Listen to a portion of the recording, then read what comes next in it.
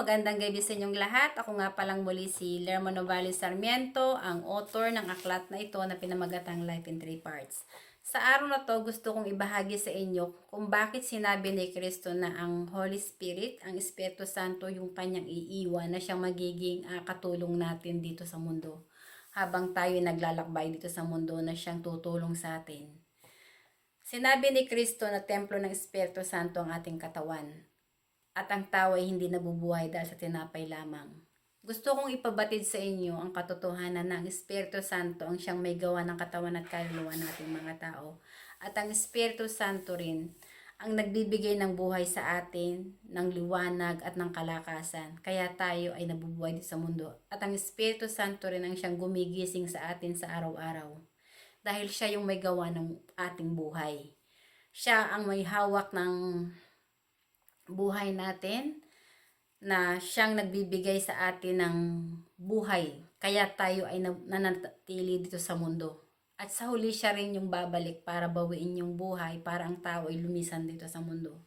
So yung mga tao na naniniwala kay Kristo, umiibig kay Kristo, sa mga salita ni Kristo, umiibig din sila sa Espiritu Santo dahil ang mga salita ni Kristo at ang katuruan ni Kristo ay nagmula sa Espiritu Santo. So yung mga tao na to na muling ipinanganak yung kanilang kaluluwa, kasi lahat naman tayong ating kaluluwa ay espiritu, yun sa Espiritu Santo yung nagmula. Pero hanggat ang tao hindi niya nakikilala kung sino talaga ang Diyos Ama niya na lumikha sa kanya, mananatiling patay ang kanyang buhay espiritual. So hindi niya makikilala kung sino ba talaga siya, saan siya nagmula at sino talaga ang totoong Diyos Ama na may gawa ng kanyang katawan at kaluluwa.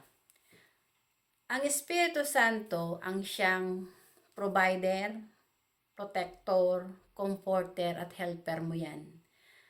Habang nananatili ka dito sa mundo, naglalakbay ka na parati mo siyang kasama. Pero sa mga taong bulag sa katotohanan na hindi nila nakikita at naunawaan yung mga katuruan ni Kristo, hindi nila maunawaan kung bakit si Kristo nagsasalita patungkol sa Espiritu Santo. Ako bilang isang tinawag din ng Espiritu Santo na gumawa ng aklat na ito, ang layunin ko ay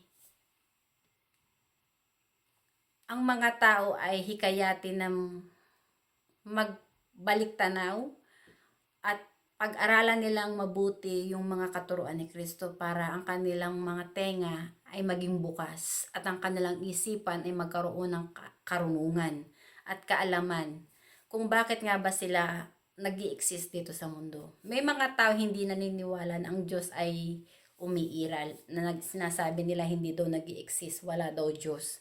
Sa mga taong sarado ang kanilang utak, hindi nila makikita ang katotohanan kasi may mga taong ang gusto nila yung nakikita ng kanilang mata. Pero hindi mo makikita ang Espiritu Santo, hindi mo rin makikita ang kaluluwa mo. Kasi Espiritu yun eh. Hindi mo talaga yun makikita, pero alam mo na buhay ka kasi nakakapagsalita ka at nakakapaglakbay ka pa dito sa mundo. Kapag ang tao wala ng Espiritu sa katawan, namamatay ang katawan ng tao at ang tao ay lumilisan dito sa mundo. Ang Espiritu, ang siyang buhay, ang siyang liwanag at katotohanan na siyang pinagmula ni Kristo ay siya ring pinagmula nating mga tao, yung ating kaluluwa, kung saan siya nagmula. Doon din nagmula. Ang katawan natin, nilikha yan sa alabok. Kaya kapag namatay ang tao, ang katawan ng tao ay ibinabaon din lang sa lupa dahil doon yung nagmula. Pero yung mga taong ayaw nilang tanggapin ang katotohanan, pag ganitong may mga pagsubok na dumarating, ang mga taong walang pananampalataya sa Espiritu Santo, mabilis silang namumroblema, wala silang kalayaan, wala silang kapayapaan. Kapag may problema sila, down na down sila. Wala silang,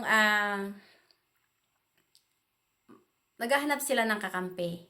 Humahanap sila ng tulong sa ibang tao. Pero minsan, yung talagang helper na makakatulong sa'yo, kasama mo na.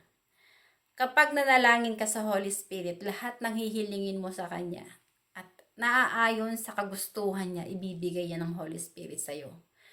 Kapag halimbawa, nanalangin ka na tulungan ka niya na i-improve ang pamumuhay mo, tanggalin yung mga pangamba sa puso mo at sa isipan mo, bigyan ka niya ng kalakasan, ang Holy Spirit na laging kasama mo, dahil siya nga ang may gawa ng katawan at kaluluwa natin, bibigyan ka niya ng bagong pag-iisip. Palalakasin niya ang loob mo.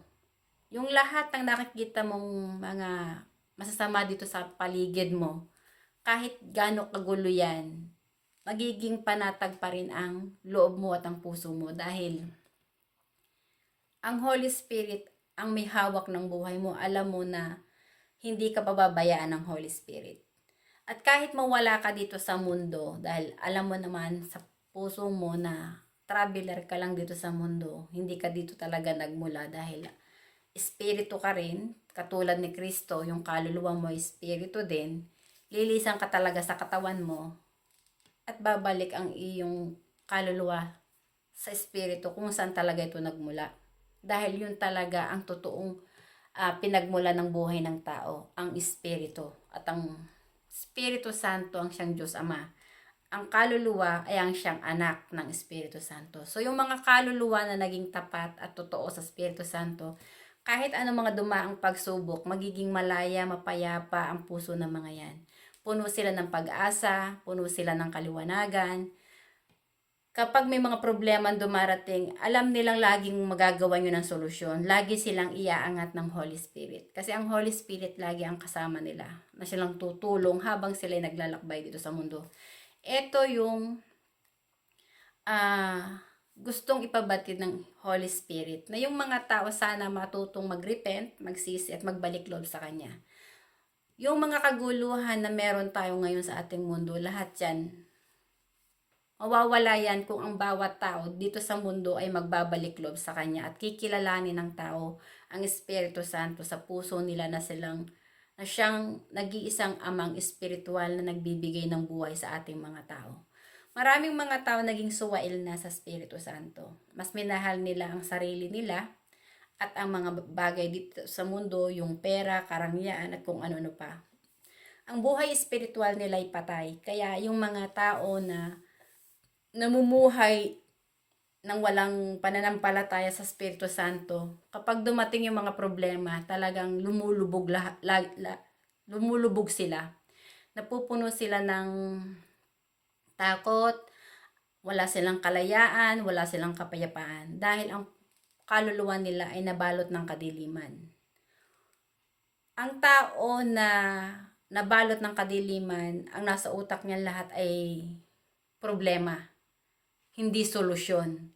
Kapag ang Holy Spirit ang pinaghari mo sa buhay mo, sa Kanya ka umasa, sa Kanya ka humingi ng tulong,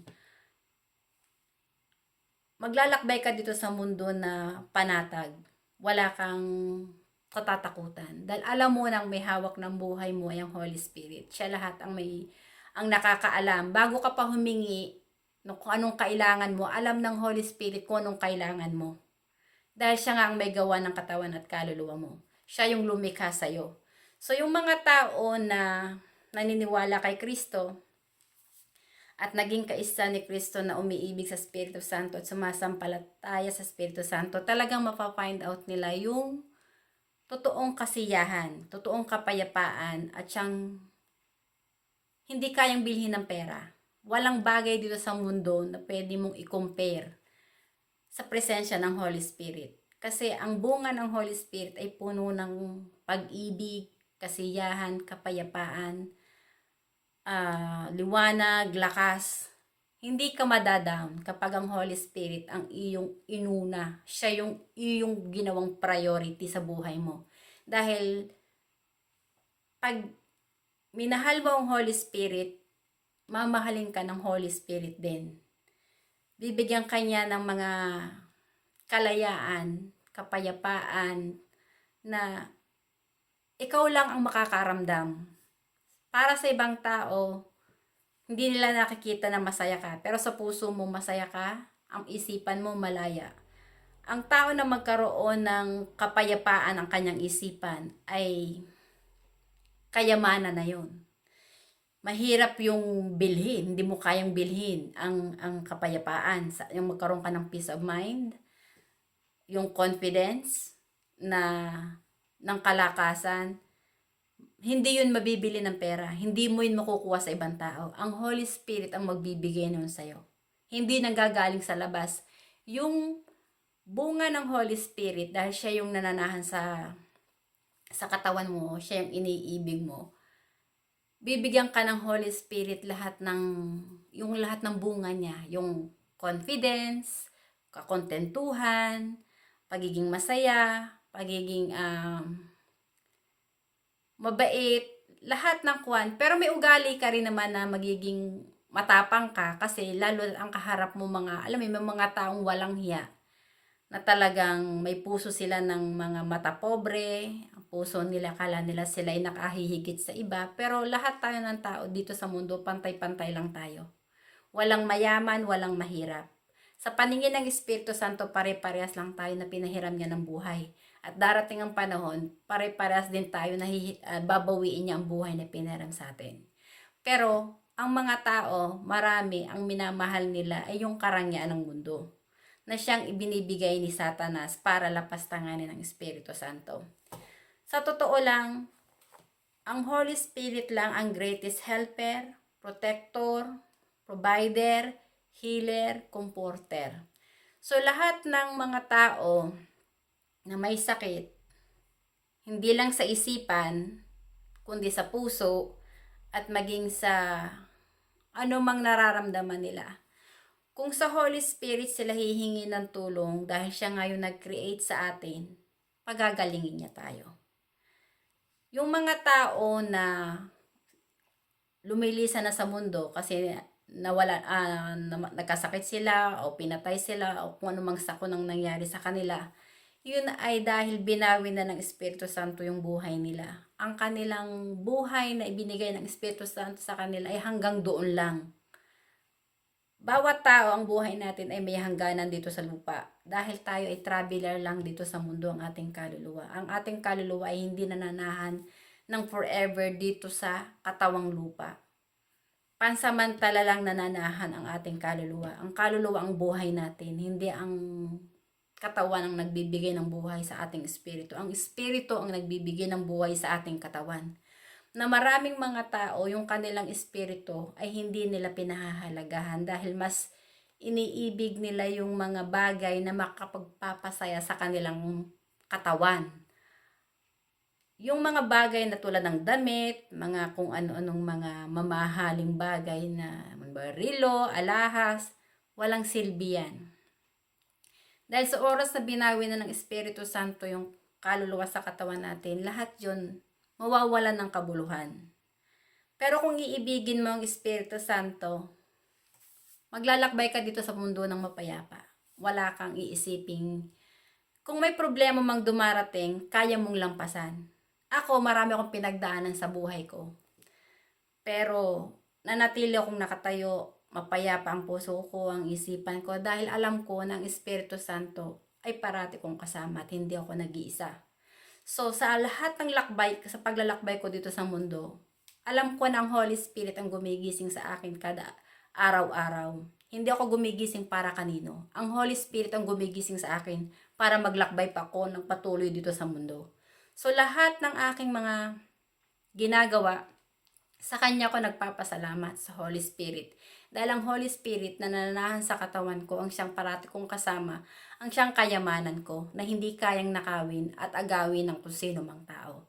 Dahil yung presensya ng Espiritu Santo na nananahan sa katawan ko, na siyang nagbibigay sa akin ng kasiyahan, kalayaan, kakontentuhan, kalakasan, ay siya yung nagbibigay ng kaalaman at karunungan sa isipan ko. Siya yung nagbibigay sa akin ng karunungan na hindi minsan kayang kuhanin sa libro lang. Ang Holy Spirit talaga lang ang kanyang karunungan, hindi katulad ng sa tao. Ang karunungan ng Espiritu Santo, malawak. Dahil siya nga yung nag-create sa mundo. Sa kanya nagmula ang lahat. Kaya hinihikayat ni Kristo ang mga tao na magsisi at magbalik loob sa Espiritu Santo. Kasi yung mga taong ang kaluluwa nila ay nahiwalay sa Espiritu Santo, naging suwail sila katulad ni Satanas. Kasi si Satanas dati ang anghel ng Holy Spirit. Itong si Satanas naging mapagmataas sa Holy Spirit kasi ang gusto ni Satanas, siya yung maging pinaka mataas na Diyos. Siya yung pinaka maghari. Sinasalungat ni Satanas ang Espiritu Santo. Dito sa mundo nating ginagalawan, honestly, meron nang nagaganap na Armageddon. Naglalaban-laban na yung mga kaluluwa na masasama laban sa kaluluwang mabubuti. Yung mga kaluluwang mabubuti ay yung mga tao na umaayon yun kay Kristo at sa Espiritu Santo. Pero yung mga kaluluwang masasama ay yun yung mga taong namumuhay sa pagkukunwari. Namumuhay sila ng puno ng kaipokrituhan. Feeling nila sila yung mga talagang banal, sila yung magagaling, pero ang puso nila sa halimaw. Maraming mga tao din dito sa mundo ang nalilinlang din ng relihiyon ng mga kung sino-sinong bulaang propeta. Maraming mga tao sa mundo kung pag-aaralan mo, ang daming relihiyon na nagkalat dito sa mundo, pero wasak pa rin ang mundo. Hindi mo makita yung totoong kapayapaan. Honestly, ang kapayapaan ay makakamtan lang natin dito sa mundo kung ang bawat tao ay magpapakumbaba, magsisisi at magbabalik loob sa Espiritu Santo. At yung mga tulad ng kaguluhan na nagaganap sa iba't ibang bansa, yung mga gera, yung mga kalamidad na kung ano-ano, hihilumin ng Holy Spirit yan. Siya yung magpapagaling para yung ating mundo, yung ginagalawan ay maging matiwasay. At yung bunga ng Holy Spirit, yung pag-ibig, kasiyahan, kapayapaan, kaliwanagan, yun yung lulukob sa mundong ito kapag ang bawat tao ay nagsisi at nagbalik loob sa Kanya. Honestly, ang totoong sagot para matapos tong mga kaguluhan dito sa mundo ay kailangan ng taong magsisi at magbalik loob sa Espiritu Santo. Nasasaad din sa banal na kasulatan. Sinasabi na, if my people will humble themselves and they will turn away from all their wicked ways, I will heal their land. Sinabi ni Kristo ang kasalanan na walang kapatawaran ay kapag nilapastangan mo ang Espiritu Santo. So, ang mga kaluluwa na lumalapastangan sa Espiritu Santo, namumuhay talaga yan sa kadiliman. Hindi nila makikita ang totoong kasiyahan at kapayapaan sa puso nila. Dahil tumalikod sila sa Espiritu Santo na siyang Diyos Ama na lumikha sa kanila at nagbibigay ng buhay sa kanila. Bilang isang tagapagsalita ng Espiritu Santo, ito yung naging layunin ko. Gusto kong hikayatin ng mga tao na maramdaman at maranasan yung aking nakita ay makita rin nila. Yung aking nararamdaman na totoong kasiyahan at kapayapaan na hindi kayang bilhin ng pera o hindi pwedeng palitan, walang katumbas na anumang bagay dito sa mundo ay makamtan din nila. Sana tanggapin din ng mga tao ang Espiritu Santo sa buhay nila na siyang pinaka-importante na nagbibigay ng buhay sa kanila dahil ang Espiritu Santo ang lumikha sa kanila at dapat lang nilang ibigin din ng Espiritu Santo dahil ang Espiritu Santo ang nagbigay ng buhay sa kanila. Una tayong minahal ng Espiritu Santo. Obligasyon natin bilang maging anak niya ay mahalin din natin siya. At ito ang layunin din ng aklat na ito. Ang ibahagi ko sa buong sangkatauhan, sa buong mundo, na ang Espiritu Santo lang talaga ang makakatulong sa atin para magkaroon ng solusyon ang mga kaguluhan dito sa mundo. Hindi kayang sagutin yan ng science. Ang science wala yang alam. Yung mga scientifico, mga tao din lang yan na nilikha ng Espiritu Santo. So yung knowledge ng mga scientists o kung sino-sino mga impostor ng mga tao dito sa mundo, wala yun. Hindi nila kayang solusyonan yun. Depende na lang kung yung tao ay ginamit ng Holy Spirit. Yung tao na yun ang magiging daan. Tutulungan din niya ang bawat tao na maging katulad niya. Yung sa parables of the talent na sinasabi, yung itinuro ni Kristo na binigyan ng kanilang amo yung tatlong tao na ng binhiba yun o kung ano man, na kailangan nilang i-multiply.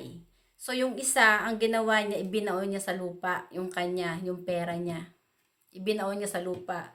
Pero hindi niya pinadami. So, yung talent nung sinabi ng Panginoon na hindi siya nararapat sa kanyang kaharian nga kasi hindi niya i-multiply. Na ang tao ay ibahagi niya yung kanyang nalalaman. Ang naging layunin ng aklat na ito ay gusto kong ibahagi sa buong mundo, sa buong sangkatauhan. Na ang tao hindi nabubuhay para sa sarili lang. Ang tao ay hindi nabubuhay dahil sa tinapay. Ang tao ay hindi nabubuhay at gumigising dahil sa sarili niya. Sa totoo lang, ang Espiritu Santo ang gumigising sa atin. Siya ang nagbibigay ng buhay sa atin. At siya dapat nating kilalanin, Diyos Ama na nagbibigay sa atin ng buhay. At siya yung lumikha sa atin. Na dapat nating kilalanin at ibigin ng higit sa lahat. Sa mga taong nakikinig, sana maunawaan nyo na ang Ebanghelyo ni Kristo ay nagmula sa Espiritu Santo. At ang layunin ko ay ibahagi rin sa inyo ang Ebanghelyo na itinuro ni Kristo ay nagmula sa Espiritu Santo. At gusto kong maunawaan nyo na lahat tayo dito sa mundo, tayong mga tao ay may panahon ng ating pananatili dito sa mundo, may katapusan. Dahil ang Espiritu Santo ang Alpha at Omega. Maraming mga tao ang namumuhay sa kadiliman ng kanilang kaluluwa dahil tumalikod sila sa Espiritu Santo. Ako bilang isang tinawag ng Espiritu Santo, gusto kong hikayatin ng mga tao na magbalik sa liwanag. Bumalik sila sa Espiritu Santo para ang kanilang kaluluwa ay makalaya sa kadiliman. Para yung kasalanan, kasi ang kasalanan talaga ang orihinal na pandemya na may kakayahang pumatay ng katawan at kaluluwa ng tao. So, yung mga tao na magsisisi at magbabalik loob sa Espiritu Santo, ang kanilang mga kaluluwa ay muling mabubuhay. Babangon ang kanilang kaluluwa sa kamatayan. Kasi kapag ang tao nagsisi, nagbalik loob sa Espiritu Santo, yung kasalanan kasi kamatayan. So, pag pinatawad ka na ng Espiritu Santo, yung kamatayan, tinalo mo yun, tatalunin mo yun kasi ang Holy Spirit ang mangunguna sa buhay mo. So ngayon, yung kamatayan, malulupig yon yung kasalanan. Kasi nga, babaguhin ka ng Espiritu Santo at magiging kaisa ka ni Kristo na umiibig sa Espiritu Santo. Kaya magkakaroon ng kapayapaan dito sa mundo ay dahil ang Espiritu Santo ang magbubuklod-buklod sa bawat kaluluwa ng bawat tao na magkaisa at magmahalan. Hindi dahil sa yung mga nangyayari dito sa mundo, yung kanya-kanya kasi ngayon ng mga tao wala na silang pagpapahalaga sa buhay spiritual ng kanilang kapwa. Mas pinapahalagahan nila kasi nila yung mga pera, yung mga material na bagay, pinagmamayabang nila, pinagmamalaki nila yung mga bagay na meron sila dito sa mundo. Pero sa oras na binawi ng Espiritu Santo yung mga bagay na ito sa kanila, wala lahat itong kabuluhan. Hindi iyan ang makakapagligtas sa kaluluwa ng tao, kundi tanging si Kristo lang ang daan, buhay at katotohanan para maligtas ang kaluluwa ng bawat tao. Ang layunin ni Kristo ay hikayatin ng mga tao na magsisi at magbalik loob sa Espiritu Santo. Ang layunin ko ay katulad ng kay Kristo. Hikayatin ng mga tao na magbalik loob sa Espiritu Santo at ibigin ng Espiritu Santo na higit sa lahat para yung bunga ng Espiritu Santo na puno ng pag-ibig, kasiyahan, kapayapaan ay mapunta rin sa kanila. Yung sinasabi sa Bible na seek first the kingdom of God and this will be added unto you, mararamdaman mo yun. Kapag inibig mo ang Espiritu Santo ng higit sa lahat at siyang inuna mo, na maging priority mo sa buhay mo. Yung sinasabi ni Kristo na sa Bible din, the coming of the kingdom of God is not something that you can observe, nor would people say here it is or there it is. Because the kingdom of God is in your midst. So, ibig sabihin ni Kristo, ang kaharian ng Diyos Ama ay nasa sa atin. Kaso maraming mga tao bulag sa katotohanan. Hindi nila nakikita ang katotohanan ng Espiritu Santo ang nagbibigay ng buhay sa ating mga tao. Maraming mga taong tingin nila ang source daw ng buhay nila ay ang pera. Ang pera wala yung power over sa Holy Spirit. Dahil ang pera nilikha lang ng tao. Ang pera walang kakayahan na mag-create ng kaluluwa o bumili ng kaluluwa. Ang kaluluwa natin ay libre na ipinagkaloob ng Espiritu Santo sa atin dahil mga anak niya tayo. Pero sa mga taong ayaw magbalik loob sa Espiritu Santo, sa oras na binawing na ng Espiritu Santo ang kaluluwa sa katawan niyo, wala na kayong chance pa para itama ang mali. Dahil sa kabilang buhay, huhukuman na ang kaluluwa ng taong lumisa na dito sa mundo. Haharap na sila sa Espiritu Santo at ang Espiritu Santo ang maghuhukom. So yung mga taong ayaw magsisi, choice nyo yan. Pero sa mga taong naniniwala sa sinasabi ko at nakikinig sa sinasabi ko, dahil ang sinasabi ko hindi naman talaga nanggaling sa akin, kundi nanggaling yung sa Espiritu Santo. Ipinababatid lang ng Espiritu Santo yung mga salita niya sa pamamagitan ko dahil ang katawan ko ay sagradong tahanan din ng Espiritu Santo at siya yung nagbibigay ng buhay sa akin. Siya yung iniibig ko at pinakikilala kong Diyos Ama, na siya ring Diyos Ama na nagsugo kay Kristo noon, na siyang pinakikilala ni Kristo na kanyang amang espiritual na parati din niyang kasama. Yung mga taong naniniwala kay Kristo, yung Espiritu ni Kristo at saka ang Espiritu Santo, ang presensya noon, nananahan yun sa katawan ng tao, naniniwala kay Kristo at umiibig sa Espiritu Santo. So yung tao na yun, hindi yun talaga completely nag-iisa dito sa mundo habang naglalakbay siya. Katulad ko, sa puso at isipan ko, iniibig ko ang Espiritu Santo at si Kristo. Kasama ng Espiritu Santo ang kaluluwa ko na nasa katawan ko. So yung presensya ng Espiritu ni Kristo nananahan din sa akin. Yung kanilang espiritu. So yung espiritu ko, yung kaluluwa ko, ang Espiritu Santo at si Kristo, magkakasama yun. Kaya kahit mamatay ako dito sa mundo, hindi ako natatakot. Dahil alam ko na ako pag nawala dito sa mundo, magkakasama. Alam ko kung sinong kasama ko sa paglisan ko dito sa mundo. Hindi ako nag-iisa. Maraming salamat at hanggang sa muli. Bye! Thank you!